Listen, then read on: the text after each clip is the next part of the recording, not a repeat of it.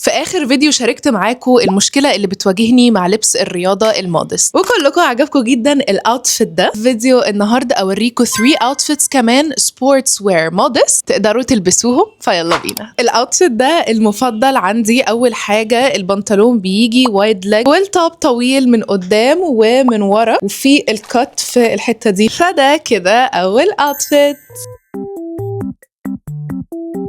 والتاني اوتفيت بقى لو انتوا مالكوش في البنطلونات الواسعة وبتفضلوا اكتر السويت بانتس، فالاوتفيت ده ليكو. التوب بيجي اطول بكتير من التاني والماتيريال دي ما بتلزقش في الجسم خالص.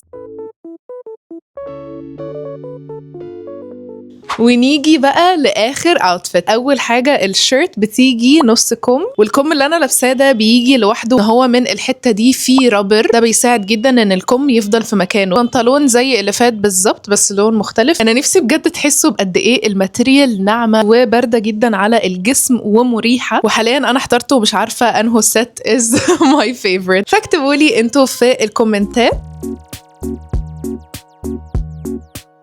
ولو عايزين تشتروا السيتس دي بتدخلوا على SHEIN وتكتبوا جلو مود مودست، هيطلع لكم كل السيتس اللي انا وريتها لكم. في كود خصم بتاعي هسيبه لكم هنا تستخدموه على جلو مود وبيديكوا 15% خصم. بجد اتمنى ان كلكم تتمرنوا وانتم مرتاحين باللبس المودست، لان حقيقي دي كانت اكبر مشكلة عندي، فاتمنى نكون حليناها مع بعض. بس كده، باي باي.